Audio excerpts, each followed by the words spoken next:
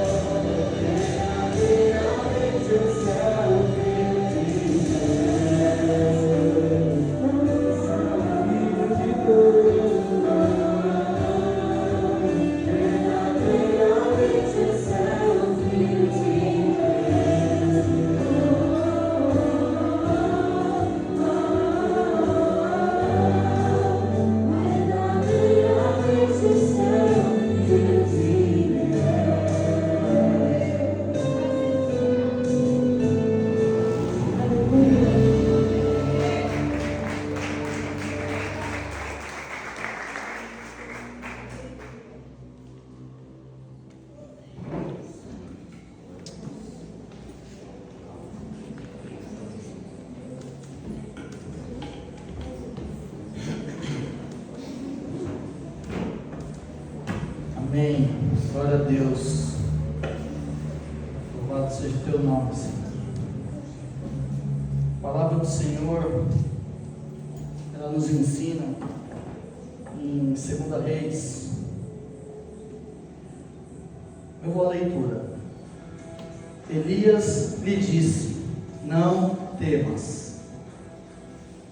Não temas, vai fazer o que eu disseste, mas primeiro faze dele para mim um bolo pequeno e traze-mo aqui fora. Depois fará para ti mesma e para teu filho. Porque assim diz o Senhor, Deus de Israel: a farinha da tua panela não se acabará, e o azeite da tua botija não faltará. Aleluia. Até o dia em que o Senhor fizer chover sobre a terra. Foi ela e fez segundo a palavra de Elias. Assim comeram ele, ela e sua casa muitos dias. Da panela a farinha não se acabou, e da botija o azeite não faltou, segundo a palavra do Senhor, por intermédio de Elias. A palavra de Deus, ela nos ensina nesta passagem, primeiramente acreditar. Mas ela também nos ensina a obediência. Obediência, ela vem antes do milagre. A viúva, ela precisou entregar antes de ver a provisão. A fé agiu antes de enxergar. Quando nós fazemos as coisas para o Senhor, muitas vezes nós já queremos enxergar ali. Mas a palavra nos diz que a fé, ela vem antes de enxergar. O pouco nas mãos de Deus se torna muito. Um punhado de farinha sustentou dias de escassez. Deus multiplicou o que foi entregue. A fidelidade atrai o sustento contínuo. A farinha não acabou, o azeite não faltou. Quem confia no Senhor, provisão diária terá. Essa passagem, ela nos mostra quando o profeta Elias, ele foi até a viúva. E a viúva, ela só tinha um pouquinho para ela e para o filho dela. E ali então eles iriam aguardar a chegada. Mas Elias falou: entregue a mim. Faça primeiro para mim, e não faltará na sua casa. E a palavra de Deus é bem assim também. Primeiro nós buscamos o reino de Deus, sua justiça, e as demais coisas nos serão acrescentadas. O pastor, ele sempre nos ensina que nós não temos que ficar entregando por obrigação, nós temos que entregar pelo coração, pela obediência à palavra de Deus. Quando nós falamos de entregar, eu já falei inúmeras vezes, que eu não era cristão e eu falava para a Natália: se você entregar o meu dinheiro na igreja, você vai ver quando chegar. Muitas vezes eu falei aqui, tão bobo, tão inocente. Mal eu sabia que aquilo não era meu. Mal eu sabia que não era meu, era do próprio Senhor. E quando eu comecei a ir para a igreja, eu ainda fui muito desobediente. Eu ia ali com uma notinha de 2, colocava uma notinha de 2. Tinha, em alguns dias na igreja, tinha cantina, os doces, as coisas. E eu já ficava pensando nos meus meninos. Falava assim, eles vão pedir doce. O que eu faço? Entrego, oferta, dizimo? Ou eu, no final do culto, eu compro? Muitas vezes eu deixei de ser obediente a Deus. Muitas vezes, muitas. Porque eu sabia que os meninos iam pedir uma bala, um doce, uma trufa, alguma coisa no final do culto. Muitas vezes. E aqui essa viúva, ela foi obediente. Ela primeiro entregou ao homem do Senhor. A igreja, ela é bem assim que funciona. Só nós sabemos aí, quando vai chegando próximo ao pagamento do aluguel, que não é tão alto assim, mas é um valor considerável. Muitas vezes falta 100, 100 e pouquinho, 70 e pouquinho. Muitas vezes falta. E aí agora a gente começa, né? Vamos. Quando nós falamos, é para a obra do Senhor, a oferta é para a casa do Senhor, o dízimo é para a casa do Senhor. As coisas não são para nós. Vocês podem ver aí, a caixa acabou de dar um problema, vamos tentar arrumar. Eu consegui uma mesa boa de som, vamos ver se funciona. Vou levar a caixa ali para testar, para não trazer para cá mais uma coisa que não funcionar, mas vamos testar. E as coisas de Deus são assim, elas vão funcionando aos poucos. Mas para que elas venham funcionar, nós precisamos ser obedientes. Nós precisamos acreditar. Nós precisamos confiar. Se essa palavra te tocou, se essa palavra moveu, que você possa entregar a sua oferta, mas que essa palavra tenha te movido de um outro sentido. Oferte um abraço a um irmão do lado, que faz tempo que não vem à igreja. Dê uma mensagem de alegria para ele. Mas não deixe de ofertar na casa do Senhor. Não deixe de trazer alegria à casa do Senhor. Amém? Pati, apaga a luz por gentileza.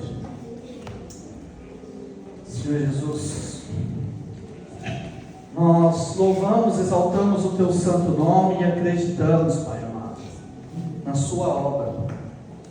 Nós te pedimos, Pai amado, tire um coração, Pai amado, de pedra, Senhor, nos coloque um coração de carne, Senhor. Tire, Pai amado, muitas vezes aquilo que nos impede, Pai amado, de fazermos mais e mais. Pai. Nos ensine, Pai amado, a sermos servos bons, servos fiéis, Pai. Assim como aquela viúva, Pai amado, ela tinha muito pouco, que possivelmente só daria ali por pouco tempo para ela e seu filho. Mas o Senhor, Pai amado, fez multiplicar aquele pouco. E assim nós te entregamos, Pai amado, de coração aqui no seu altar, Pai. Os nossos dízimos, as nossas ofertas, Pai amado, as primícias na mão do pastor. Que o Senhor faça prosperar grandemente, Pai amado, sobre as nossas vidas, Senhor. Multiplique, Pai amado, os celeiros de nossa casa, Senhor. Multiplique, Pai amado, os armários, Pai amado, dos nossos mantimentos. Que não venha faltar mantimento, que não venha faltar, Senhor, condições, Pai. Que não venha faltar saúde para que nós possamos trabalhar. Que não venha faltar. Nos ensine, Pai. Em nome de Jesus. Amém.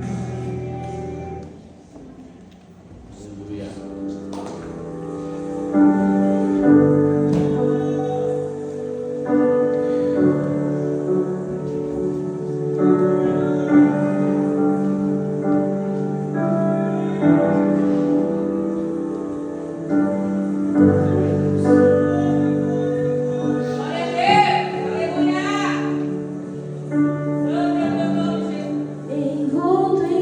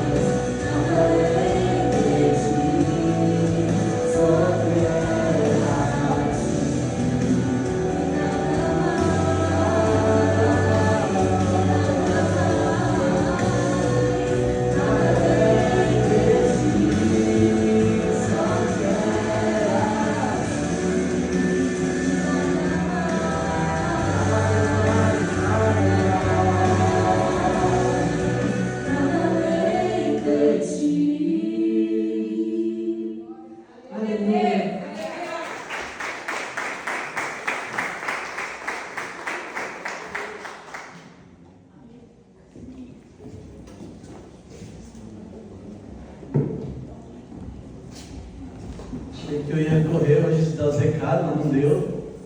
Irmãos, faz o Senhor mais uma vez. Eu olhei para o Sandro ali, né? Só que ele também não olhou para mim.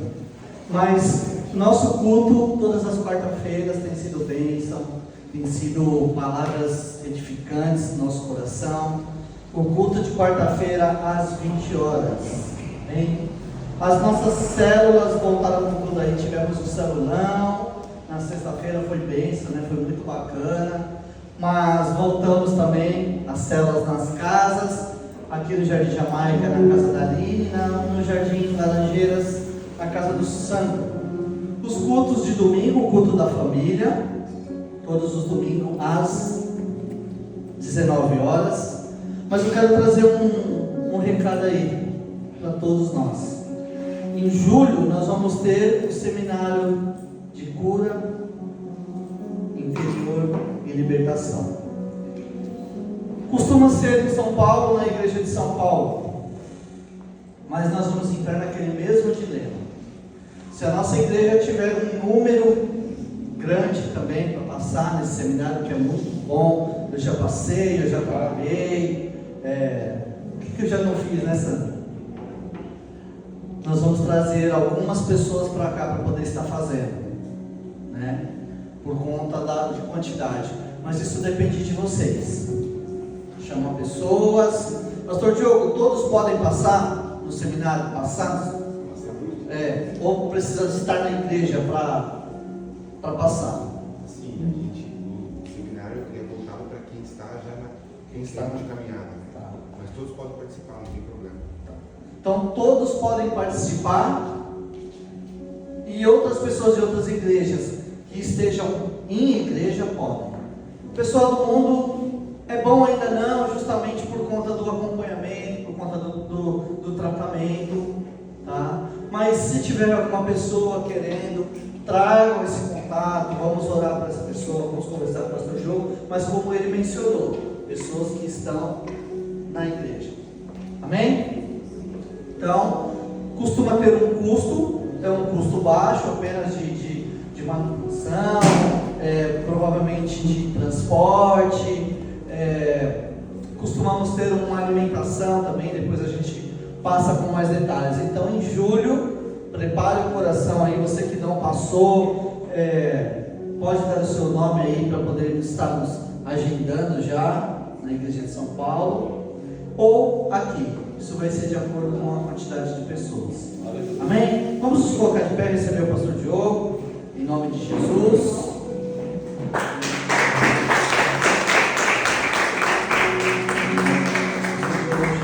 Vamos orar para a vida dele.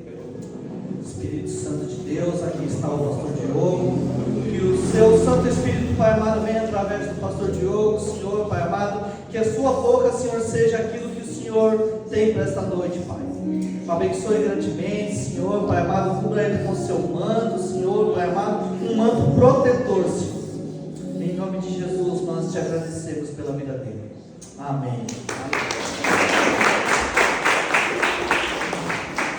Amém. A paz do Senhor Jesus. Amém. Shalom. Amém. Já vou a leitura da palavra de Deus. O texto que nós vamos ler de 1 Reis.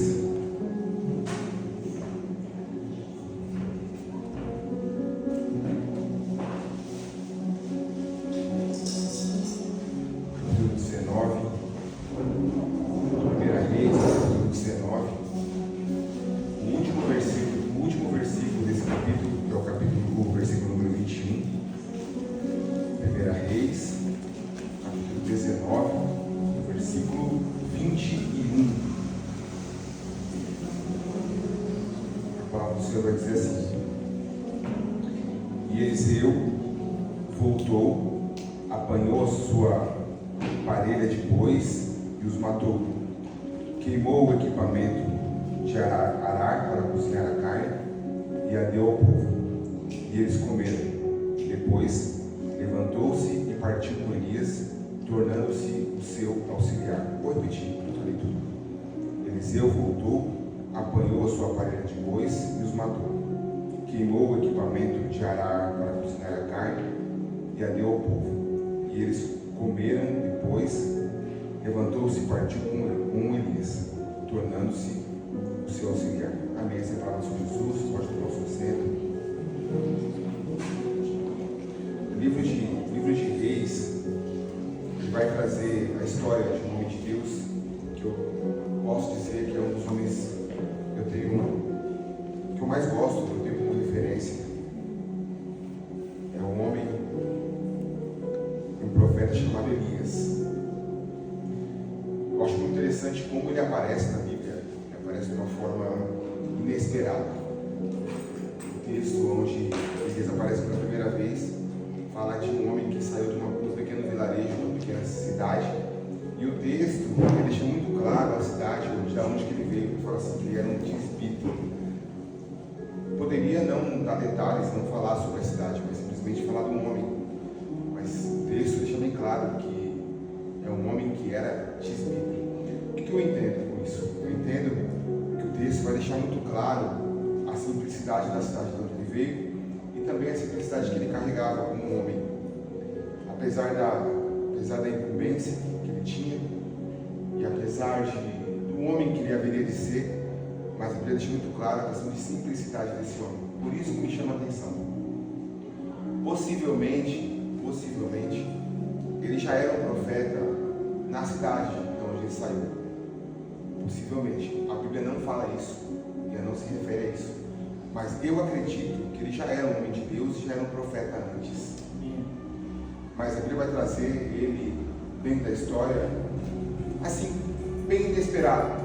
E veio um homem, um tisbita, e quando apresenta ele da onde ele veio, quem ele era, já mostra também o seu propósito, para aquilo que ele foi chamado e aquilo que ele devia fazer. Ele foi confrontar um rei. O rei daquela época era o rei Acabe, que talvez você já ouviu falar sobre ele, ou talvez nunca ouviu falar sobre ele, mas eu tenho certeza que da sua mulher você já ouviu falar, que era a Jezabel. Elias ele sai então do vilarejo pequeno, simples, e vai até o rei Acabe. Aquele momento era um momento muito difícil que a cidade passava, tanto questão política quanto questão financeira. E eu sempre digo e sempre repito que a questão da idolatria que tomava uma proporção muito grande naquela região, naquela época, naquele período. Então Jesus chega até Acabe e fala: olha, mediante a minha palavra, como homem de Deus, não irá chover. Talvez para alguns seja algo simples e algo qualquer, mas naquele período, naquela região, no período que eles estavam vivendo, não chover era um peso muito grande, porque eles viviam da agricultura. Eles estavam passando um problema terrível, questão de escassez, questão política, e faltar água naquele estado, naquele momento, era algo terrível para eles. Por isso que a questão de não chover não era tão simples assim igual a gente imagina. Era algo terrível para a época. Aí Elias fala: não irá chover, confrontando o rei Acabe. Talvez o rei Acabe olhou e falou: quem é esse para falar que não vai chover? Quem ele pensa que é?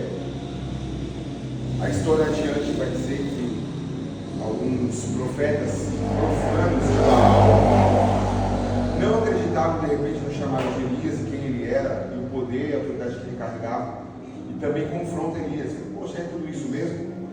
Você é o que está confrontando o rei, fazendo palavras dizendo que é a palavra de Deus, palavra profética. Eu quero ver se você é homem de Deus mesmo. Eu quero ver se seu Deus vai responder. Eu quero ver se seu Deus é vivo mesmo. Elias não pensou muito. Poxa, tá bom. Se você quer fazer essa disputa, se você está me ameaçando, eu não vou fugir de você. Mas vamos fazer o seguinte: vamos fazer isso em público. Não vamos fazer escondido, não. No lugar público, todo mundo está convidado para poder assistir isso. A história vai dizer, talvez você já conheça essa história, que eles se reúnem, um monte de profetas de Baal, profetas profanos, um monte deles se reúnem, começam a clamar ao seu Deus, arrumam o altar. Elias faz questão de falar: pode começar aí, faz aquilo que vocês podem. Eles começam a clamar ao Deus deles, e Deus não responde. Ele começa a usar algumas artimanhas para que houvesse resposta do Deus deles, mas não houve resposta. Eles começam a apelar e entregar sangue que sangue, vamos entender, que é um modo de pacto. Deus vai dizer que eles começam a se cortar, derramar sangue, para que o Deus deles pudesse responder. Mas sabemos muito bem que o Deus deles é um Deus que não escuta, não enxerga e não fala. Não respondeu. Aí chegou a vez do Elias. Diz: é a minha vez agora, deixa comigo. Ele começa a arrumar o altar, ele acho que destrói o altar que eles tinham feito, limpa, tira aquele altar profano. Agora vai arrumar o meu altar, pega 12 pedras, coloca 12 pedrinhas, que significa as 12 tribos de Israel, coloca o sacrifício ali, faz uma vala, um buraco, coloca o sacrifício e fala o seguinte: eu vou complicar isso. Pode tacar água. Aí peraí, como que o seu Deus vai responder? O meu Deus vai responder com fogo. Peraí, fogo e água combina? Sabemos que não. Então Elias ele faz questão de jogar água na vala para mostrar que quando Deus responde, não há nada que possa impedir. Amém. E ele quis mostrar que o nosso Deus é um Deus de milagre. Um Deus de milagre, não um Deus superficial. Jogaram água, inundaram toda aquela vala, aquele buraco, molharam o sacrifício. Aí Elias ele começa a clamar, aí Elias começa a gritar, começa a tirar a roupa, começa a se cortar. Foi isso? Foi isso? Não, claro que não precisou disso. Porque o Deus de Elias é um Deus que ouve, é um Deus que fala e é um Deus que responde. Diferente do Deus Baal. Elias simplesmente clama a Deus. Aí o que acontece? O fogo cai do céu. A primeira coisa que o fogo faz é lamber toda a água. Isso é milagre. Isso é milagre. Ele lambe toda a água, ele seca a água. Depois o fogo cai e queima todo o sacrifício. As pessoas que estavam lá, ao observar e ver aquilo que tinha acontecido, eles começam a dizer: poxa, realmente esse é Deus de Israel. Realmente esse Deus aí é poderoso. Porque eles conseguem observar com os próprios olhos aquilo que Deus poderia fazer, aquilo que Deus tinha feito. O povo começa a testemunhar. Isso é algo para mim, não é algo legal, é algo ruim. Por que é algo ruim? Porque muitas vezes nós só acreditamos naquilo que Deus pode fazer quando nós vemos com os nossos olhos. Se você não toca, se você não vê, você não acredita. Se eu falar para você que Deus faz, você fica em dúvida: será que Deus faz mesmo? Porque você quer presenciar, você quer ver. É o Tomé que queria ver a marca nas mãos de Jesus. Deus morreu, ele já ressuscitou mesmo, morreu mesmo, mas não foi pregado. Eu quero ver se esse homem é Jesus mesmo. Mostra as suas mãos. Porque ele acredita se vê. Mas escuta, meu irmão que está aqui hoje, nesse culto, nessa celebração, nessa noite, o nosso Deus ainda continua fazendo. Aleluia. Você crendo ou não, você acreditando ou não, você vendo ou não, Ele continua fazendo. Não importa o seu problema, dificuldade, não importa. Ele continua fazendo. Amém? Comecei devagar, mas vou acelerar, tá bom? Amém. Elias, após Deus responder com fogo, lambe a água, lambe o sacrifício, ou queima o sacrifício. Ele olha para os profetas de Baal e fala: agora é minha vez. A história vai dizer o seguinte: que ele pega a espada e começa a matar os profetas de Baal. Ele mata os profetas de Baal. Aí essa mensagem chega para Acabe. Só que sabemos, para quem gosta de ler a Bíblia, sabe que Acabe era um rei que era um rei submisso. Quem mandava não era Acabe, quem mandava era Jezabel. Acabe soube daquilo que aconteceu, mas Acabe ficou com medo também. Poxa, esse homem é terrível.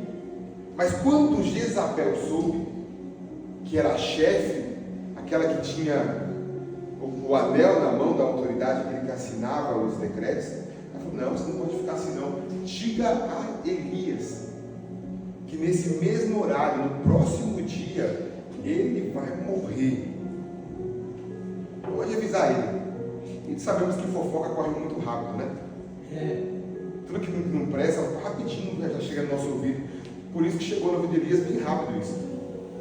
Elias conhecia Jezabel, sabia o poder que ela tinha persuasivo e o poder da autoridade que ela tinha. Elias conhecia. Alguns estudiosos vão dizer, da Bíblia, os teólogos vão dizer que Jezabel também mexia com pauzinho, mexia com feitiço, com magias. Talvez isso também assustou Elias. Nesse ponto da história, nós já conseguimos, ou eu consigo aprender algo. O que eu aprendo aqui? Eu aprendo que Elias, como profeta de Deus, ele apontava o dedo e trazia uma mensagem de juízo para Israel e para Acabe. Ele, como profeta, ele orava e o fogo caía do céu, como profeta. Mas o que nós não podemos esquecer, que além de profeta, Elias também era um homem. E como homem, ele tinha temor, ele tinha medo, ele tinha tristeza, ele tinha angústia. Vocês estão me entendendo?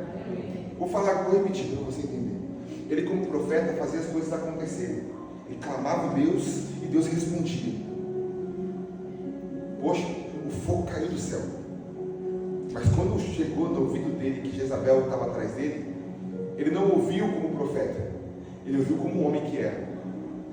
Por isso que ele ficou com medo. O medo não veio do profeta, o medo veio do homem. Eu fui ordenado já há um tempo atrás, anos atrás, como pastor, mas antes de ser pastor, eu sou o Diogo. Nosso amigo Sandro, nosso irmão Sandro está ali e foi apresentado como no diaconato dessa igreja. Muitas vezes nós conhecemos ele como diácono, mas antes de diácono ele é homem. Gustavo, nosso presbítero, antes de ser presbítero, ele já era Gustavo. Estou querendo dizer o seguinte: ele, como homem de Deus, como presbítero, ele vai pegar esse microfone, ele vai orar, ele vai cantar, ele vai levantar a mão. Vamos, fica de pé, faça como um homem de Deus. Como um presbítero, na responsabilidade e autoridade eclesiástica. Mas isso não priva ele de cair como homem, de errar como homem, de ter medo, de prosseguir, de cansar no meio do percurso. Isso acontece comigo e acontece com você. Muitas vezes você tropeça no meio do caminho, não como uma mulher de Deus, mas você tropeça porque você também é carne e osso, sujeito a erros. Isso não faz de você menos de Deus ou nem mais de Deus. Isso faz de você humano. Elias também é humano. Quando ele ouve Jezabel vai vir atrás de mim, o que ele faz? Ele foge, com medo. Se pararmos para analisar com muita calma, eu já pensei dessa forma, falei, poxa, como um homem que fez fogo cair do céu foge de uma mulher dessa forma? Será que ele se orasse e falasse, Deus, consome ele agora? Será que Deus não faria? Acredito que sim, como profeta, mas como homem não. Como homem ele entendeu e ele foge. No meio do caminho ele encontra, a Bíblia fala que ele encontra um pezinho, uma sombrinha no meio do deserto, deita, desanimado, faz uma oração que para mim é uma oração terrível. Ele faz ela mais de uma vez, porque ele começa a pedir a morte. Isso me prova, me mostra uma alma totalmente debilitada, uma alma cansada, uma alma angustiada, uma alma triste. Não quero mais viver, já está bom para mim. Como homem, não como profeta. Muitas vezes vamos fazer algumas coisas como homem e mulher de Deus, mas como homem carne e osso, nós não queremos fazer, queremos parar no meio do percurso. Quantas vezes eu me deparei dessa forma? Eu não vou, não quero, deixa eu. Como um homem que cansa, que tem as suas debilidades, mas espera aí, eu sou homem, mas eu tenho uma responsabilidade espiritual que Deus colocou sobre minha vida, eu tenho que honrar isso que Deus me deu. Então, como um homem de Deus, eu vou fazer acontecer. E essa briga, essa luta, ela é constante. Elias, ele pede morte. Nesse outro ponto da história, nós também vamos aprender algo muito legal e muito interessante. Que mesmo em momentos difíceis, mesmo quando você acha que está sozinho, mesmo que você acha que não tem ninguém para te apoiar, para te auxiliar, para te dar um abraço, para sorrir com você, para ouvir a tua história, mesmo assim, eu quero dizer que Deus está do seu lado cuidando de você. Aleluia. Poxa, eu não estou sentindo, pastor, eu não vejo, não estou vendo nada acontecer. Como você está falando que Deus está comigo, se eu não estou sentindo Ele? Você não precisa sentir, o que precisa saber é que Deus ele está com você, Ele está te ouvindo, Ele está te vendo. E uma hora ou outra, Ele vai se fazer presente literalmente na tua vida, a ponto de você perceber que Ele sempre esteve contigo. Elias ele perde a morte, faz oração e dorme. É interessante isso. A gente vê isso desde o Antigo Testamento. Eu passei por um momento difícil na minha vida, um momento de angústia. Eu passei por isso, alguns eu sei que não é só eu que passei por isso. E quando passamos por esse momento, o que nós mais queremos fazer? É ficar isolado, é ficar no nosso cantinho, ninguém encher o saco, não é isso? Eu quero ficar no meu canto, deixa eu em paz. Eu mesmo, como eu sou preguiçoso de natureza, o que eu vou fazer? Eu vou dormir, deixa eu dormir. Me trancava no quarto lá, me deixa no meu quarto aqui, ninguém me encher não, deixa eu aqui. Porque a angústia tomou conta. Queremos só dormir, se isolar. Elias também. Ele quis dormir. Eu vou dormir, o tempo vai passar, eu vou acordar, tudo vai, sei lá, vai ser um novo pensamento, um novo dia. Aí a história vai dizer que ele é acordado por um homem de Deus, um anjo de Deus, que vai trazer para ele o seu sustento. Entendo assim, entendo que ele andou por muito período, um tempo muito grande, que ele andou muito, ao ponto de Deus entender que ele precisava comer. Então a caminhada dele foi muito longa. Ele andou muito, estava muito cansado, estava com fome. E Deus é tão zeloso, tão cuidadoso, Deus é tão lindo, tão maravilhoso, que Deus não simplesmente deu uma comida qualquer para ele. Deus deu pão para ele. Mas pão? Mas o pão que Deus deu foi um pão especial. Por que especial? Eu vou falar por quê. Porque Deus deu simplesmente um pão, Deus deu um pão para ele assado, um pão na brasa. Não é simplesmente um pão, é um pão assado. É quando o Gustavo vai na padaria tomar um café e pede lá o pão na chapa, um requeijão. Não foi simplesmente um pão, foi um pão na chapa, meu. Só que é o seguinte, se você comer um pão na chapa, você pode engolir e se engasgar, porque ele é meio seco, não é? Aí você fala, não, peraí, ele precisa beber alguma coisa, vou dar água para ele. Aí o anjo acorda o povo de Deus e fala, olha, aqui tem pão e aqui tem água, beba, se alimente. Sabe por quê? Porque aqui por diante sua trajetória vai ser muito longa, você precisa se alimentar. O texto vai dizer que o anjo fez isso por mais de uma vez. O que mostra pra gente é o cuidado de Deus, mesmo no momento de angústia, no momento de aflição, no nome de Deus. Aleluia. Vou repetir.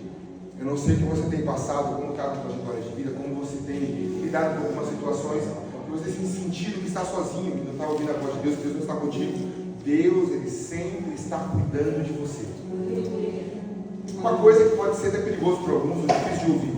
Por mais que você não tenha sido tão certo com Deus, mesmo assim Deus está te vendo. E Ele tem um zelo e cuidado por você. Elias ele desce para Querite, uma cidade de Querite. Lá vai falar que tem um rio. E quando ele chega lá, acho que ele pensa o seguinte: agora eu estou bem. Estou à beira de um rio. Eu armo aqui, vou armar aqui a minha tenda. Vou ficar por aqui agora. Estou longe. Jezabel não vai me achar aqui. Aqui eu estou longe. Tem um rio. Se eu quero alimento, eu vou até o rio. Pesco. Tenho água para tomar. Aqui eu estou bem. Estou confortável. Lugar de conforto. Em lugar de conforto, quando você está em lugar confortável, quando você está em um lugar agradável, não está numa situação muito difícil, está até bem, está até razoável. Mesmo assim, Deus continua cuidando de você. Por que eu esperei por isso para falar, para chegar até aqui, para dizer para você que não importa a situação que você passa, se é difícil, se é boa, não importa. Deus sempre vai estar com você. Nós que não percebemos, mas Ele sempre está olhando por nós. A Bíblia vai dizer que corvos, alguns estudiosos dizem que corvos eram os habitantes da região, outros vão dizer que é o próprio animal, mas para mim não importa. O que importa é que Deus cuidou de Elias ao ponto de trazer carne para ele. Começa com pão, agora carne para ele comer. Os corvos trouxeram para ele e tinha água, só que o texto vai dizer que a água seca. Estava bom, estava confortável, já não está mais. Como que isso aqui vai secar? E agora? Agora tudo virou de ponta cabeça de novo. Ele tem que seguir o rumo dele. Ele segue então para um lugar, vai dizer que é uma caverna. Ele entra lá, vem ou chuva forte, vem o barulho, vem a ventania, vem. E ele está lá dentro escondido, mas de repente na calmaria, ele ouve uma voz. E essa voz é a voz de Deus falando com ele. Aí Deus fala assim: Elias, Você tem uma missão. Ali eu entendo que Elias começou a entender o seu propósito, porque ele tinha aparecido na história. Qual que era a sua missão? O papel de Elias então era ungir 2 reis e ungir um sucessor. Vou falar de novo. Ele ia ungir 2 reis e separar um sucessor. Você desce agora, Deus deu a direção, você vai ungir 2 reis e um sucessor. Estou repetindo isso para você entender a chave dessa mensagem. E a chave é: se você não prepara um sucessor, você não termina a sua carreira de sucesso. Para terminar a carreira de sucesso, precisa haver sucessor. Amém? Amém. Elias entende então e desce. E vai fazer aquilo que Deus mandou ele fazer. Aí ele desce, vai atrás dos reis para ser ungido. Aí daqui a pouco ele começa a andar, procurando o destino que Deus tinha orientado. Aí de longe vê um homem. E esse homem que ele vê é um homem que está trabalhando. E agora eu começo a falar aquilo que Deus colocou no meu coração, a mensagem que eu vou compartilhar na nossa noite com vocês. Ele encontra um homem trabalhando. Esse homem estava arando a terra. Eu não sei qual que é o que era a terra, um rastelo. Rastelo? Um carro cheio de dente que vai abrir na terra. Eu não sei, mas ele estava arando a terra. Mas o texto vai mostrar que ele não estava arando a terra com nenhum tipo de ferramenta manual. Não. O que ele estava usando era uma ferramenta que o boi carregava. Talvez seria aquilo que o Santo falou, poderia ser algo de madeira com uns dentes. E os bois carregavam aquilo e ia rasgando, mas ia abrindo covas, abrindo buracos. E esse homem estava ali. Vamos, levando os bois trabalhando. Eu não sei quanto tempo, não sei quantas horas, mas ele estava lá trabalhando. Acredito eu que não era apenas um boi, era mais um boi. Acredito também que o local que ele trabalhava era um local muito grande. Muito trabalho, muita coisa para fazer. Elias vê esse homem de longe. E ele já entende, falou, poxa, peraí. É aquele homem ali.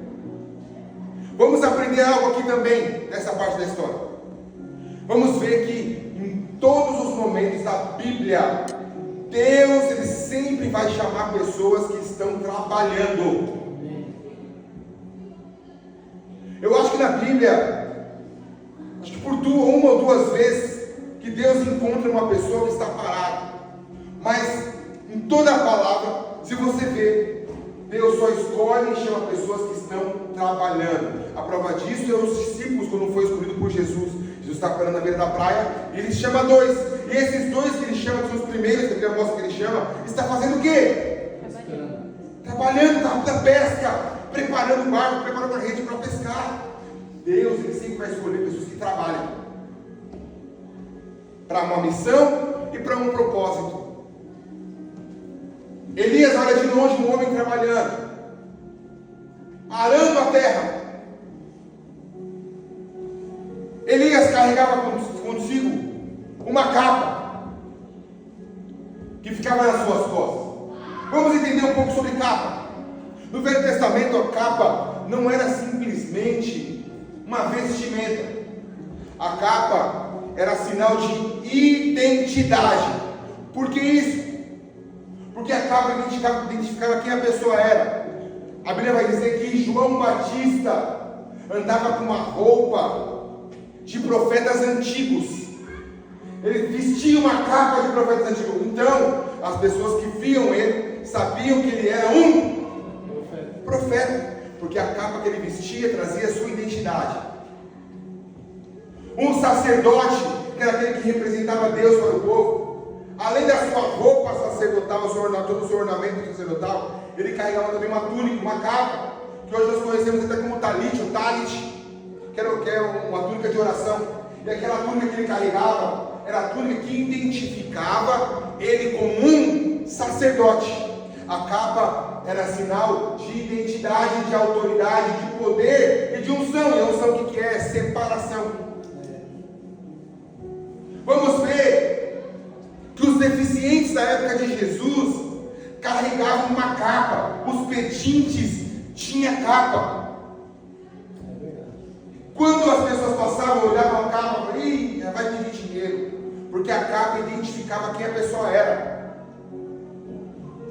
A capa era então identidade, poder, unção, autoridade e separação. Elias carregava a sua capa. E a capa que Elias carregava era a capa de identidade de Elias. Então quando eles entravam numa cidade, as pessoas já olhavam: eu conheço aquela capa. Aquela capa não é de uma pessoa comum. Aquela capa é de um profeta. Pela capa, as pessoas identificavam quem ele era. A capa era a referência de quem ele era. A Bíblia vai mostrar que as pessoas conheciam quem eram as prostitutas da época. E acredito eu, isso é coisa minha, não é Bíblia, que é porque elas carregavam capa. As pessoas afortunadas da época, que tinham dinheiro, tinham uma capa também diferente. Entendendo um pouco sobre capa, vamos então perceber o porquê da inveja dos irmãos de José, quando o pai dele constrói e faz uma arca, uma capa para ele. Os irmãos ficam com inveja dele. Por quê? Porque a capa não era simplesmente uma vestimenta, mas trazia identidade, autoridade, unção, separação, autoridade. Aí os irmãos olhou e falaram: pô, peraí, estão dando uma capa para o meu irmão. Meu pai fez com as próprias mãos, costurou, mandou alguém costurar uma capa toda especial para ele. Por que isso? Porque a capa também significa legado, referência. Por isso da inveja dos irmãos. Então a capa, vou falar de novo, não é simplesmente uma vestimenta, mas era a identidade. A capa também, até pedi para ele trazer o quê? Boa. Trazia uma capa. Não era como essa, tá? Mas a capa não era simplesmente também identidade. Mas quando eles viviam num lugar que era um lugar desértico, então quando eles viajavam no meio do deserto, a capa servia como proteção. Durante aquelas ventanias de areia, estampavam e viajavam. Ou seja, mais uma característica da capa: proteção, cobertura. A capa vai te cobrir, te proteger. Elias, ele olha de longe e vê: peraí, tem um homem ali trabalhando. O Espírito possivelmente vai testificar no teu coração. Fala: entendi, é ele. Aí Elias vai em direção àquele homem, tira sua capa, e ele passa a capa sobre o homem. A partir daquele momento, ele não precisou explicar muita coisa.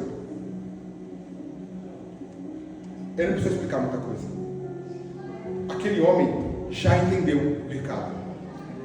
A capa era identidade. Peraí, esse é o profeta, ele passa a capa sobre mim. Na hora ele já entendia o recado. Homem de Deus,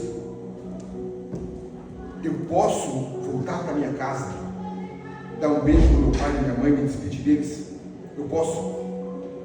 Elias fala: pode, vai lá, se despede deles. Aí esse homem chamado Eliseu sai, beija teu pai e tua mãe e volta. Aleluia. Ele volta. A capa nesse momento, ela significa convite. A capa significa: Deus está te chamando. Presta atenção no que eu vou dizer agora. Se você está aqui hoje nessa celebração, nesta noite, é porque um dia a capa de convite passou sobre a sua cabeça. Aleluia, Deus. A capa passou. Deus te chamou. Mas Eliseu ainda precisava passar por um processo. Ele precisava deixar o passado, abandonar a velha vida. Ele precisava aprender com o homem de Deus. Precisava aprender a servir, caminhar. Ele precisava aprender a amadurecer. Aí ele olha para Elias e fala: Elias, você tem um tempinho só? espera um pouquinho. Aí ele vai, olha seu objeto de trabalho, olha para Elias, olha o objeto de trabalho, olha para Elias, falou, já sei. Eu entendi que a capa passou sobre mim, e quando a capa passa sobre mim, me dá o direito de escolha, de prosseguir o propósito, ou de retroceder. Para que eu não possa correr o risco de retroceder, Elias, eu vou queimar tudo. Aí ele pega toda aquela, ele faz a desmonte, ele desmonta toda aquela engenhoca, desmonta tudo, coloca fogo na madeira. As ferramentas de trabalho vai para o fogo. Ele pega os animais, ele mata os animais e faz o quê? Ele faz um churrasco. Aí vem o texto que nós demos. Ele queima toda a carne e vai servir o povo. Talvez seja o povo da população, o povo da região, talvez alguns empregados, não sei, mas ele vai servir o povo com a carne assada. Sabe o que isso significa? Eu vou queimar todo o meu passado para não ter mais o direito de pensar em voltar. Eu vou queimar o meu passado. Eu não quero correr o risco de me arrepender da minha escolha. Eu não quero correr o risco de me arrepender de estar aqui, de seguir esse profeta. Eu não quero correr o risco, não. Então eu queimo tudo no passado, porque se qualquer dia, quando bater aquela tristeza, aquela vontade de voltar, eu vou lembrar, vou voltar para onde? Vou fazer o quê? Já não tenho mais ferramenta de trabalho, já não tenho o que fazer, já não tenho mais boi, não tenho mais nada, já queimei tudo. Se eu voltar, eu vou voltar para quê? Eu não tenho para onde voltar. Aquela canção, para onde eu irei? Se eu não tenho para onde voltar, eu só tenho a Ti agora. E é em Ti que eu escuto, que eu ouço a palavra, que eu vejo a palavra de vida eterna. Ele queimou o teu passado. Não quero correr o risco de voltar. A partir de agora, eu vou só avançar. Eu vou para frente. Vai ter momento que nós pensamos em retroceder. Eu já preguei sobre isso. E eu disse que o passado nos traz conforto, porque nós conhecemos ele. Então nos sentimos confortáveis com ele. É mais fácil voltar do que avançar. O futuro é incerto. Agora o passado nós conhecemos. Tentar coisa nova é difícil. Agora voltar sempre é mais fácil. Eliseu, ele queima tudo do teu passado. Tá? Para não ter o risco de voltar. Amém. A primeira capa que passa sobre Eliseu, ela toca só Eliseu. Só que ao longo da história nós vamos chegar lá, nós vamos ver que a capa passa de novo sobre Eliseu. Mas a segunda vez, Eliseu teve que pegar essa capa. Só que agora, a segunda, não é apenas um convite. Agora é sucessão. É diferente. Na primeira vez, Elias coloca a capa. Na segunda, Eliseu precisou pegar a capa. É diferente, entenda isso. Chega um momento que Deus não vai mais empurrar você. Chega um momento que Deus não vai mais ficar vai por esse caminho, faz assim, não. Você terá que assumir a responsabilidade espiritual da sua vida. Vai ter um momento que não vai ter ninguém para poder pegar a tua mão e te levantar. Vem cá, faz esse caminho. Não, vai ter uma hora que você tem que andar com suas próprias pernas. Você tem que caminhar. Vai ter um momento que ninguém vai te ligar, vamos para a igreja, vai. Não. Vai ter um momento que você vai ter que falar, peraí, eu quero mudança, eu peço mudança, mas tem que fazer alguma coisa. Eu tenho que fazer alguma coisa. Não esperar nada de ninguém. É muito fácil a gente culpar as pessoas. Ninguém liga, ninguém fala comigo, passou, não me cumprimenta, olha de cara feia. Por quê? Dando justificativa porque não queremos tomar uma posição. Não queremos queimar nossas carroças. Não queremos focar no futuro. A partir daqui, Eliseu toma uma decisão. A decisão de amadurecer, de aprender e de andar com Elias. Cadê Eliseu? Vem aqui.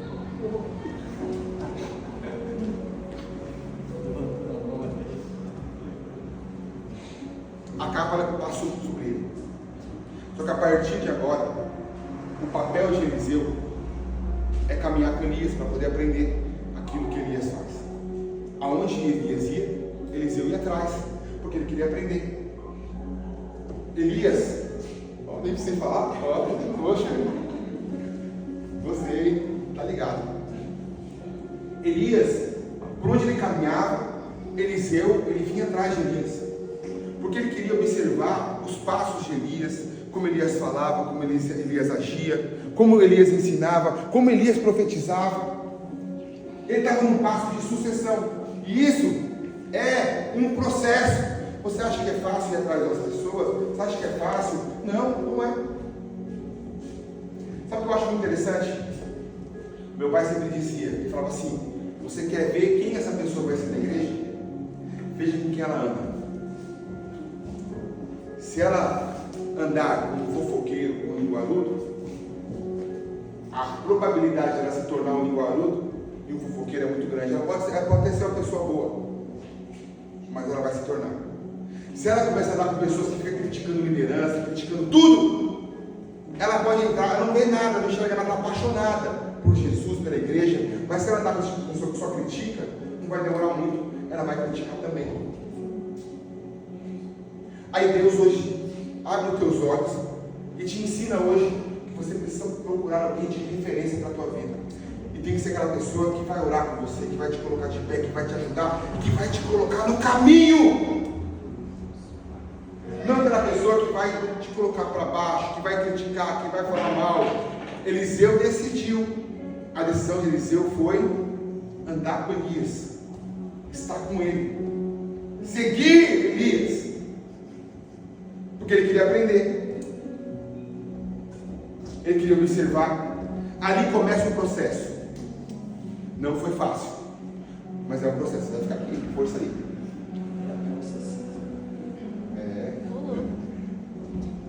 Ali começa o processo. Elias, ele fez aquilo que Deus tinha chamado, que era a sucessão. Ele vê em Eliseu o dote, ou o talento, para sucedê-lo. Só que a partir daqui, o processo não é somente de Elias, mas o processo também é mais de Eliseu, para entender o chamado, para entender aquilo que Deus tem. Por isso que eu posso dizer que é mais difícil para Eliseu do que para Elias, porque Eliseu está num momento de aprendizado, e para aprender tem que estar perto. Se ele está longe, ele não aprende, ele não vê, não enxerga, ele não sabe, mas quanto mais perto ele está, mais ele aprende, mais ele vê, mais ele enxerga. Eu não sei se você já viu, eu vejo como lado positivo, lado negativo, mas eu vou falar do lado positivo disso. Esse dia eu estava ouvindo um programa de rádio no carro, e estava ouvindo, era de uma igreja, e o pastor estava pregando, estava ouvindo a pregação, e estava ele pregando. Aí no final ele falou assim: agora vocês vão ouvir uma palavra de fé com o pastor fulano de tal, que é o presidente da igreja. Eu falei: oxe, não era o presidente que estava falando? Porque a voz era igual. Já viram isso? Sim ou não, gente? Sim. A voz deles são tudo igualzinha.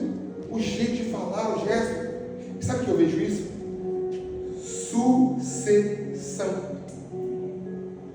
Falam igual, andam igual. Pedro, quando ele sai de perto de Jesus, ele vai se esconder. Mas você parece com ele, você anda igual a ele. Você não é um deles? Eu não. Como não? Você fala igual a eles. Isso se chama sucessão, discipulado. Está junto, andando, caminhando, aprendendo. Eles entrou num processo.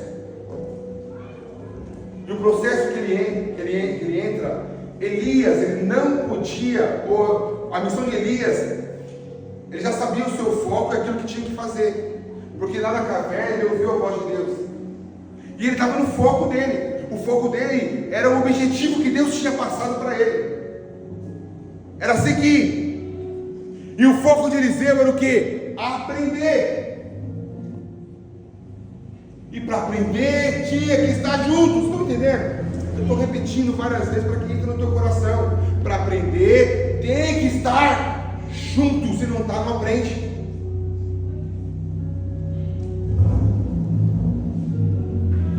Elias chega para Eliseu, fala: Eliseu, escuta, já fiz aquilo que tinha que ser feito, agora eu preciso ir em direção a Betel, vou passar numa cidade chamada Gilgal primeiro.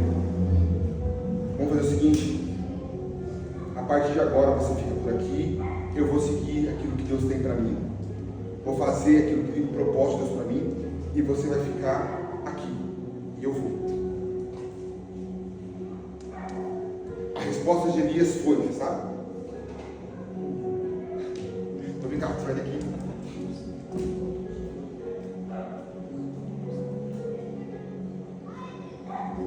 Viu? Eliseu, não vai errar a fala, hein? Eliseu, fica aqui, eu vou, você fica. Vive o Senhor e não te deixarei. Mas fala com mais entusiasmo. Você falou muito. Esqueci. Você vai ficar aqui. Vive o Senhor e não te deixarei. Ficou melhor. Eu não vou te deixar. Você vai passar por lá, eu vou com você. Aí ele fala: você vai comigo? Não vem. Vamos para Gilgal. Gilgal é um lugar de renúncia. Gilgal é um lugar de renúncia. Significa rolar, remover. Foi em Gilgal aonde o povo de Israel tirou o opróbrio do Egito. O que é isso? O que é opróbrio, pastor? Eu vou explicar para você. No livro de Josué vai dizer isso. Deus fala assim: ó, em Gilgal eu tirarei o opróbrio do povo. O que ele está querendo dizer é que ele ia tirar a vergonha do povo. Por quê? Vou explicar. O povo sai do Egito, vai em peregrinação, mas a mente deles era cativa, era a mente de escravo, era a mente de escravo. Moisés morre, Josué toma a direção do povo. Aí ele olha para o povo, os valentes vão morrer no meio do percurso. Ele olha para o povo cabisbaixo, já não sabe se vai dar certo mais. Aí Deus fala: não, fala para o povo que eu vou tirar a vergonha deles. Eles não vão mais andar como escravo, eles vão erguer a cabeça. É em Gilgal que Deus vai fazer ou vai tirar a vergonha de vocês. É o processo de Eliseu, é o nosso processo, é em Gilgal. Foi em Gilgal onde o povo foi circuncisado. Sabe o que significa? É que foi em Gilgal que houve uma aliança. A circuncisão é a aliança com Deus. Esse processo de Eliseu com Elias é o processo onde ele vai se aliançar com Deus, onde ele vai ser cortado, vai ser podado, vai ser arrumado para o propósito. É em Gilgal que é deixado o passado para trás. É em Gilgal que você fala: pô, era gostoso aquilo que eu vivia, eu gostava, mas eu vou deixar para trás, vou tentar viver essa vida aí com Deus. Gilgal significa corte, renúncia, separação. Você vai separar a tua vida antes e a tua vida depois. Antes de Deus te dar autoridade, antes de Deus te dar poder, Deus corta algumas coisas. Tem que tirar algumas coisas de dentro de você, tem que arrumar algumas coisas que não está legal. E para que a unção caia, há pessoas que querem crescer, mas se não podar, o crescimento não é saudável. Há pessoas que carregam ainda orgulho, há pessoas que carregam pecados escondidos ainda, a vaidade, o ego, a distração, a mormice. Sabe a mormice? Eu inventei agora. Nossa. Vocês entenderam? Ele ainda concordou, Eliseu.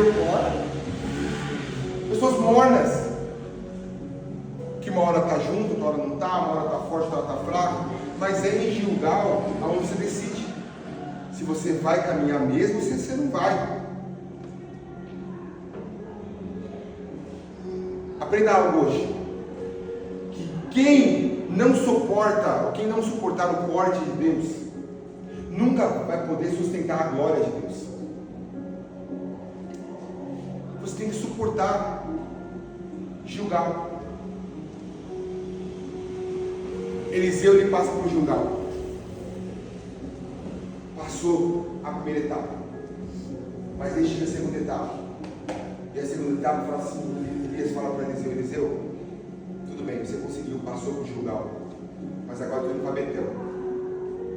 E em Betel não dá para você. Aí vem profetas. Corre aqui, Sandro. Oh, aleluia, Deus. Aí vem profeta da região. Aí os profetas da região ouviram falar do destino de Elias, que Elias ia ser elevado. Sabia? Aí o profeta daquela região encontra Eliseu andando com Elias. Aí chega Eliseu e vai falar para Eliseu: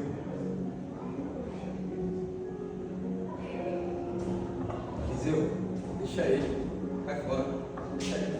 É isso aí. fica por aqui, Eliseu. Fica por aqui, fica aqui também, irmão. Mas tem um destino dele. Deixa ele vai pro destino dele. Fica aqui, fica por aqui, irmão. Os profetas da cidade falaram isso para Eliseu. Não é isso que às vezes acontece conosco? Estamos aqui, passamos por Gilgal, quando entramos em Betel, que é um lugar de intimidade. Betel significa intimidade. As coisas começam a funilar. Betel já é um lugar onde você vai começar a sentir, ver, entender algumas coisas. Betel significa casa de Deus. Era um lugar de altar. Foi em Betel aonde Jacó viu uma escada e anjos subindo e descendo, ou descendo e subindo. Foi lá, foi em Betel. Profetas vêm e falam para Eliseu: ó, vai embora. Melhor você ir embora, melhor você ficar aqui, deixa Elias. Você está firme na igreja, aí vem os profetas.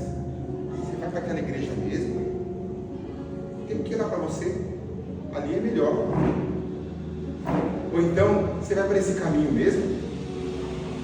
Não, faz isso não. Para quê? Para que ir para a igreja ficar ouvindo as baboseiras do pastor, do Gustavo lá, Natália cantarolando? Para quê? São os profetas. Profetas que são usados pelo demônio para tirar você do processo. Quer tirar você do processo? Eliseu ouviu os profetas e Eliseu responde o quê? Comparado na hora que eu esqueci, só com você. Mais ou menos isso. Deus, até que vive o Senhor, Só falar assim, ó, não te deixarei. não te deixarei. Pronto, resolveu. A resposta dele é: não vou te deixar, Elias. Ô profeta, escuta, pode falar o que você quiser, pode vir na minha orelha, eu sei do meu propósito, eu sei do meu destino, eu não vou abandonar o homem de Deus. Isso é lindo. Betel é um lugar de intimidade. Existe tanta gente que chega perto da presença de Deus, sabe? A pessoa chega perto da presença, mas quando está quase, para no meio do percurso, aí retrocede, aí tem que começar tudo de novo. A pessoa recebe uma lágrima no culto, recebe um arrepio, acha que já viveu tudo de Deus, acha que já sabe de tudo. Eliseu entendia que ele não só queria sentir Deus, ele queria carregar aquilo que estava sobre Elias. Vou falar de novo. Ele não queria apenas sentir Deus, ele não queria só sentir, ele queria carregar o Deus que vivia dentro de Elias.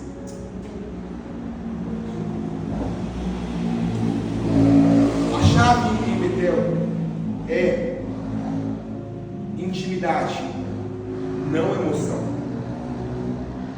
No culto você pode chorar, rodopiar, pular, e muitas vezes é apenas uma emoção, não intimidade com Deus. Em Betel vai mostrar que intimidade é permanência. Você quer ter intimidade com Deus? Permaneça. Quero dizer algo profético para você hoje. Algumas pessoas aqui chegou tão perto de receber algo muito grande de Deus, mas não recebeu porque desistiu no meio do caminho. Parou. E hoje Deus está te dando a oportunidade de você recomeçar, porque Ele quer te dar aquilo que Ele te prometeu. Aleluia. Tanta gente que é apaixonado pela unção, apaixonado pelo poder de Deus, apaixonado em sentir a graça de Deus, mas não quer ter relacionamento, tem compromisso com o Deus da unção, com o Deus do poder.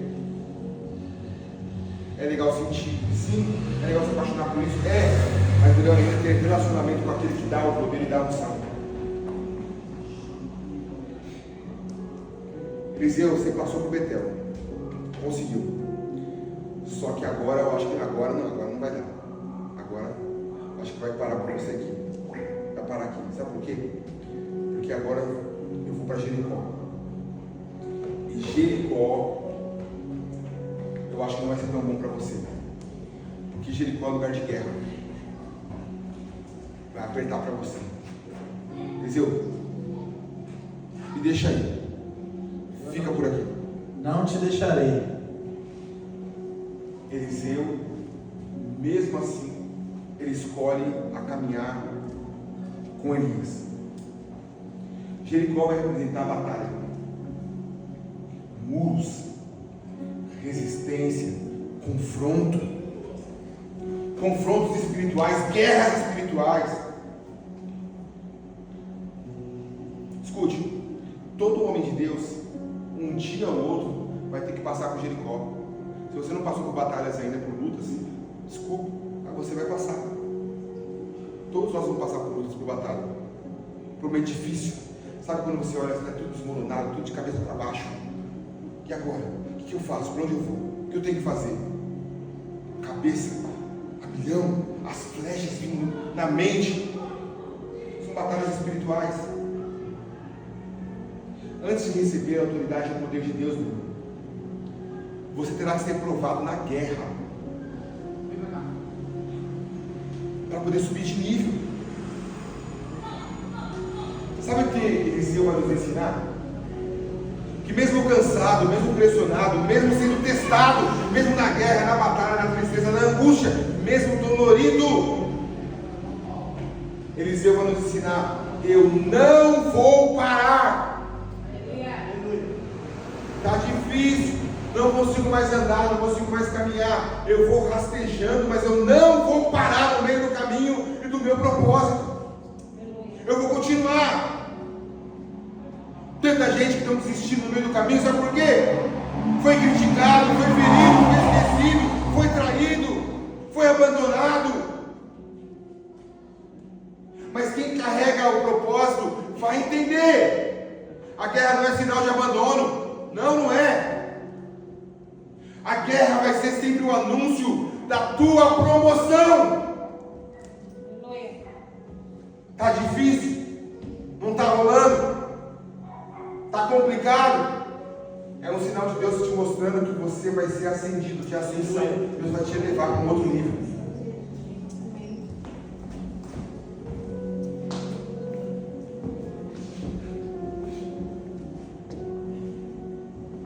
Era um momento de batalha. Deus vai olhar e falar: peraí, ele está se esforçando. Não, ele vai. Eu vou passar ele de nível. Ele está merecendo para outro nível. O inferno, irmão, só vai se levantar e ameaçar outras pessoas que também ameaçam o inferno. Se você é um café com leite, a sua vida vai continuar sendo mediana.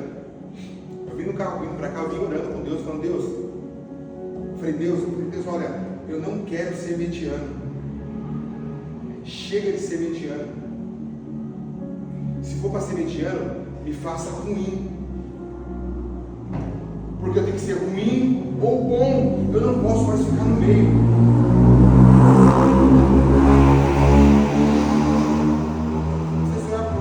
Você é provado. Porque alguma coisa está acontecendo. Alguma coisa você está assustando o inferno, você está assustando o diabo. Já vai se levantar e falar: não, eu vou assustar ele. Vou fazer alguma coisa, vou colocar guerra, batalha, porque essa pessoa vai muito longe.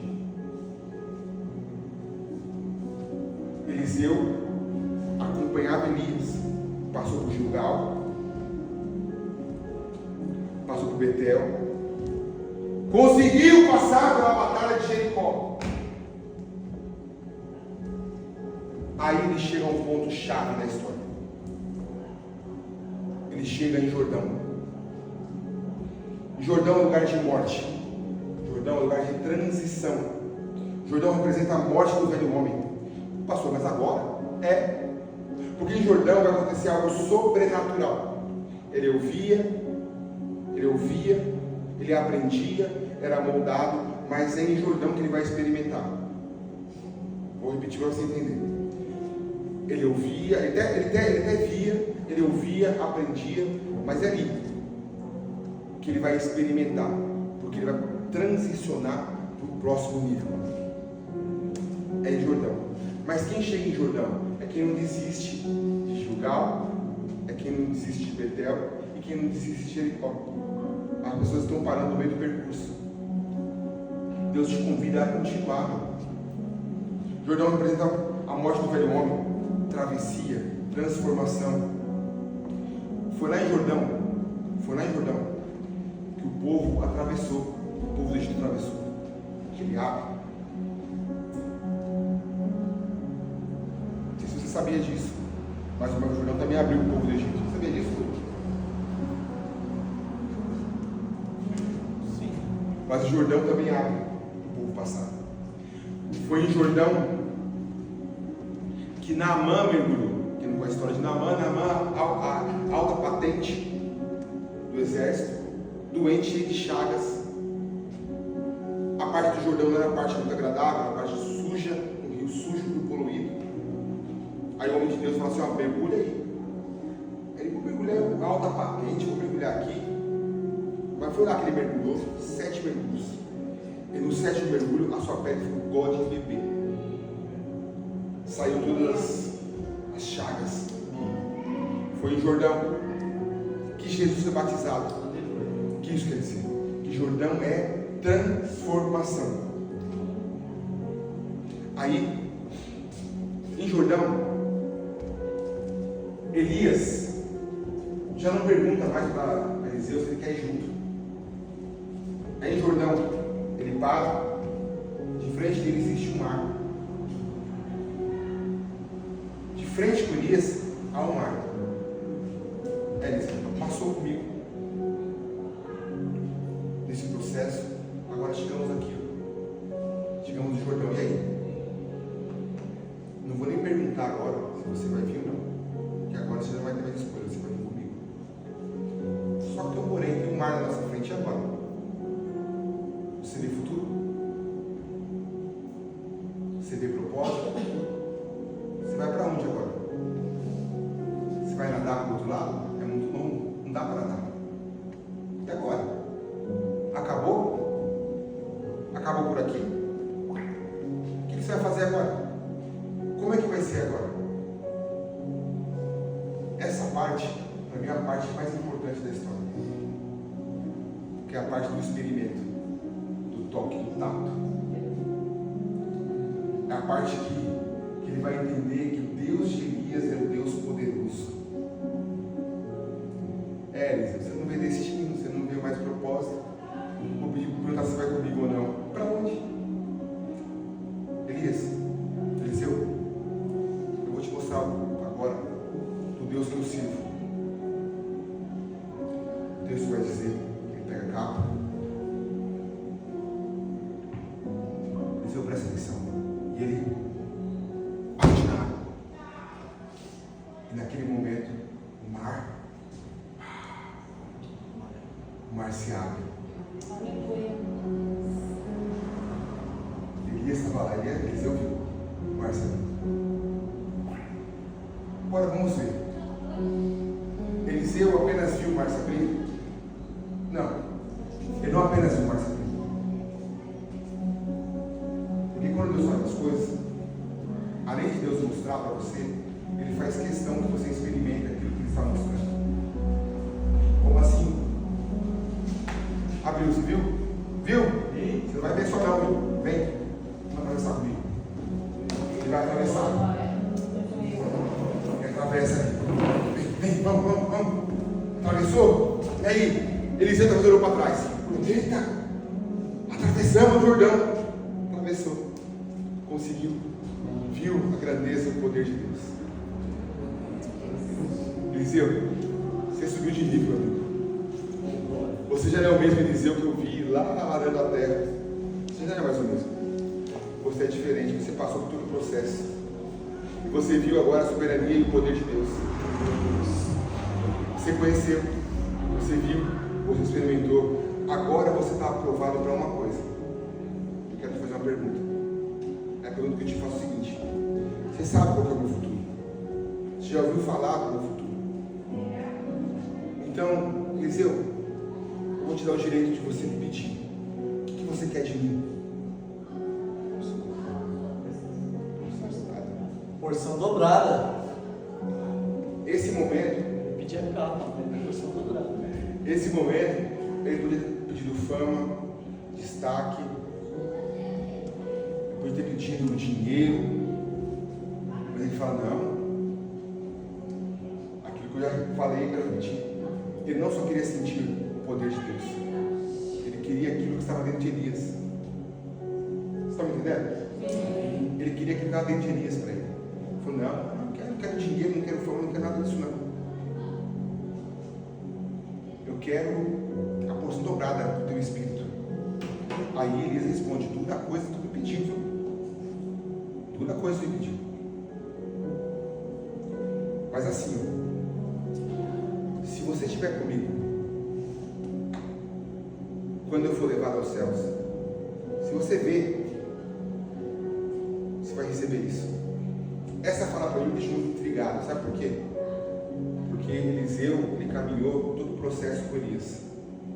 Será que seria nesse momento que ele ia abandonar? Sim ou não? Sim ou não, gente? Eu também acho que não. Se ele passou todo o processo com Elias, vai ser nessa hora, depois de atravessar o Jordão, que ele ia voltar atrás e retroceder. Mas por que Elias fala isso? Porque ele queria entender a intenção de Eliseu.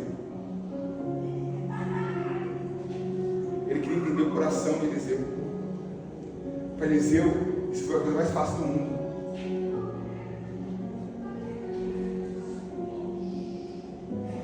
Eliseu, ele não para no meio do percurso. Eliseu, ele caminha até o final. Muitos admiram unção, muitos admiram autoridade, muitos admiram homens que profetizam, homens que vivem de cura, de milagres, muitos admiram isso. Mas poucos suportam caminhar todo o processo para chegar nesse nível. Eu quero a porção dobrada disso. Poxa, ele tinha o direito de pedir qualquer outra coisa, mas ele pede responsabilidade espiritual. Responsabilidade espiritual. Então você vai dizer que uma carruagem passa, um cavalo de fogo, e num redemoinho Eliseu sobe. Aí Elias sobe. Aí Eliseu começa a olhar. Eita! Está acontecendo? Imagina um redemoinho de areia. Ele não consegue chegar muito bem, mas ele começa a observar. Ele realmente está indo embora. Nesse momento, acontece algo para mim que eu acho lindo na Bíblia. Porque no tempo inteiro que Eliseu anda com Elias, é apenas um servo. Alguém que está servindo. E servo, meu irmão, é servo. Servo não tem intimidade, não tem relacionamento, é servo. Mas nesse momento, quando Elias sobe, ele olha e diz: Pai, meu pai, que ele entende a paternidade espiritual. Ele chama de pai. Nesse momento, eu acho que ficou claro para Elias que ele tinha escolhido a pessoa certa. Ele começa a olhar, e agora? Mas lá de longe ele vê algo voando e vindo. Sabe o que era? A capa. E o que era a capa? Era identidade, era poder, era unção, era autoridade, era a capa. E trazia o poder. Era a capa que identificava o profeta. A capa trazia o legado. Eliseu sabia que a capa era a continuidade do ministério profético de Elias. E isso trazia uma grande responsabilidade. Ele vê de longe Eliseu vindo. Vê a capa vindo. Poder, unção, identidade, autoridade. E a capa vem e repousa sobre Eliseu. Sabe o que me chama a atenção agora? Isso aqui, né? Sabe o que me chama a atenção? É que ele coloca a capa. A capa significa identidade, poder, autoridade, unção. Eliseu, ele entendia isso, porque ele tinha passado pelo processo. Só que ele tem que voltar. E quando ele vai voltando, ele se depara com o quê? Jordão! E agora? E agora? A fala de Eliseu, para mim, é uma das falas fundamentais do texto. Porque ele vai falar o seguinte: ele entende que a capa significa identidade, autoridade, poder, unção, mas ele entende muito bem que não é a capa que tem poder. Ele entende que não é a capa que tem poder, porque ele clama da seguinte forma: o Senhor de Elias. Ele sabia que a capa era legado, que a partir do momento ele era profeta. Pelo Senhor de Elias, o que ele faz? Ele fere a água. E nesse momento o Jordão novamente se abre. Olha para cá. Vou pegar minha capa. Vou já? Já. Para que você tenha uma vida de sucesso, você precisa ter sucessor. Sem sucessor não há sucesso. Sabe qual foi o maior erro de Eliseu? Sabe qual foi o maior erro de Eliseu? É não preparar um sucessor. A história vai dizer que o último milagre feito por Eliseu foi ele já morto, numa cova. E quando no meio da guerra, um soldado morre e cai na cova de Eliseu e bate nos ossos de Eliseu, que os ossos de Eliseu também trazia a glória de Deus. Quando ele bate nos ossos, ele ressuscita. Mas isso não precisava acontecer se Eliseu tivesse deixado sucessor, um sucessor. Vemos outros ministérios crescendo, fortes, mas no passar dos anos morrem, porque o líder não prepara sucessores. Quer terminar o teu chamado, a tua vida com sucesso? Deixa a sucessão. Estão entendendo? A sucessão pode ser aquele que Deus vai colocar na tua vida, aquele que Deus vai te direcionar. Eliseu pedir que haja possa louvar com o meu espírito. Podia pedir muitas coisas, mas ele pede o Deus de Elias dentro dele. Talvez Deus esteja dizendo para você hoje aqui: saia de Gilgal, saia de Gilgal, aprofunde em Betel, resista Jericó e atravesse o Jordão, porque existe uma capa esperando para aqueles que não desistem no meio do caminho. A capa, quando ela cai, ela caiu perante todo mundo. Todos podiam ver a capa. Presta atenção. Todos podiam ver a capa. Todos podiam ver a capa caindo. Mas só pegou a capa quem estava perto. Quem estava perto você não ia pegar nunca. Podia ver, mas não ia pegar. Eliseu pegou porque caminhou o processo e estava junto. Estão entendendo? Estão comigo? O Senhor não libera a capa para quem para no meio do percurso, no meio do caminho. O Senhor vai liberar a capa para quem está junto, quem caminha junto, quem não abandona. Quem permanece no processo. Quem permanece no processo torna responsável por toda uma geração.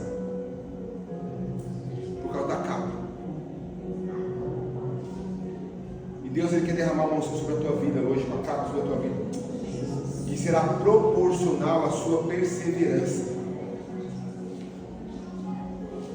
Deus, Ele procura hoje filhos perseverantes, discípulos fiéis, homens e mulheres que não largam o processo no meio do caminho, que não procrastinam, que não desistem, mas que falam, não, tem uma missão.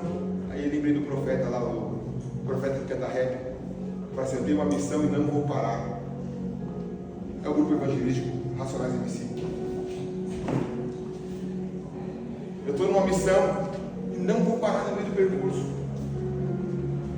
Escuta, a capa ela continua caindo,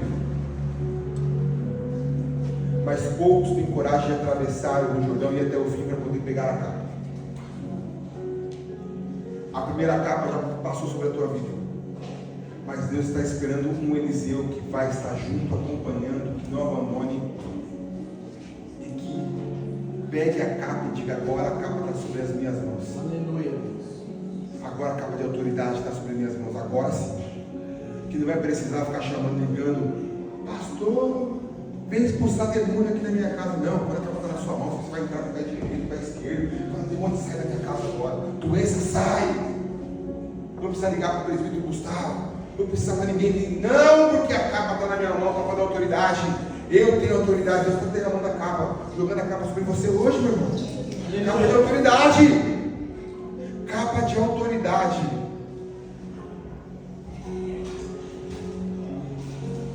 E Deus disse para você, eu não te deixarei.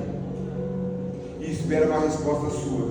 Qual a resposta que ele espera a tua? Deus, eu também não te deixarei. O processo pode ser difícil, pode ser apertado, pode ser complicado, mas não desista no meio do caminho. Que essa palavra hoje venha estar no teu coração, que você entenda que eu sei que para muitos aqui não está fácil, está difícil, e não é só para você, para mim também. Cada um tem a sua história, cada um tem os seus desafios, mas não desista, não para no meio do percurso, não para no meio do processo, avance, termine todo o processo de Deus. Talvez você já está beirando o Jordão, e no Jordão que você começa a ver o sobrenatural, e quando você desiste, você vai voltar lá para Gilgal de novo. Então não desista, está chegando o dia da tua vitória. Vou falar de novo, está chegando o dia da tua vitória. Amém. Não desista, não para no meio do percurso, não para no meio do processo, não desista, passe o processo.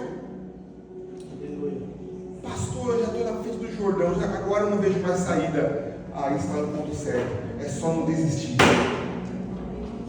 Deus vai levantar alguém que vai ferir as águas para as águas se abrirem. Você vai olhar, puxa, esse Deus é tremendo. A capa continua caindo. Você está esperando alguém que levante e fale assim, eu vou pegar essa capa em nome de Jesus. Receba a autoridade nesta noite. Receba a capa de unção nesta noite, capa de poder. Aleluia. Feche teus olhos aí, feche teus olhos nesse momento. Receba a autoridade sobre a tua vida, receba poder. Receba autoridade, receba poder, receba a capa de Cristo sobre a tua vida.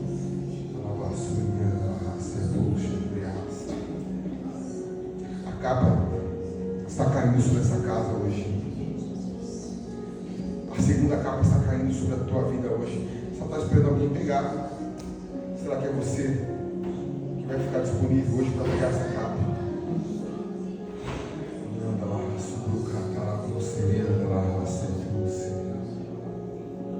Há uma capa de autoridade nesta noite. Há uma capa de unção que está sendo derramada nesta noite sobre você.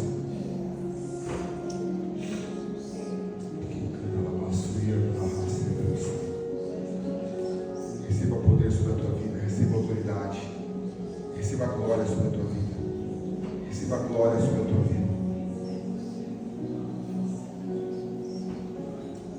Aleluia, aleluia, graças a Deus. Você pode aplaudir o Senhor.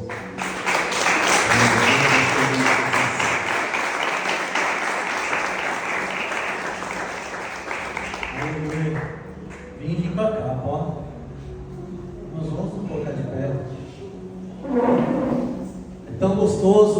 ouvir algo quando nós oramos ao Senhor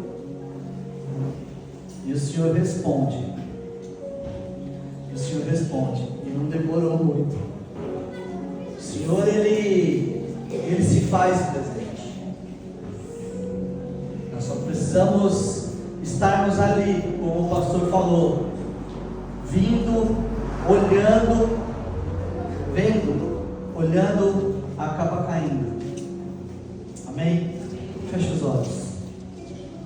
Excelentíssimo Pai, Deus amado, Deus querido, nós te agradecemos por essa palavra edificante, Pai, por essa palavra de bênção, por essa palavra, Pai amado, que entrou nos nossos corações, Deus. Que o Espírito Santo de Deus continue nos conduzindo, que o Espírito Santo de Deus continue falando através do pastor Diogo, trazendo a mensagem que o Senhor tem para esta casa, Pai. Que o grande amor de Deus, Pai, a graça do Senhor Jesus Cristo e a doce comunhão do Espírito Santo de Deus esteja com todo o povo de Deus, hoje e sempre. Amém, amém. Vamos em paz, em nome de Jesus. Aleluia.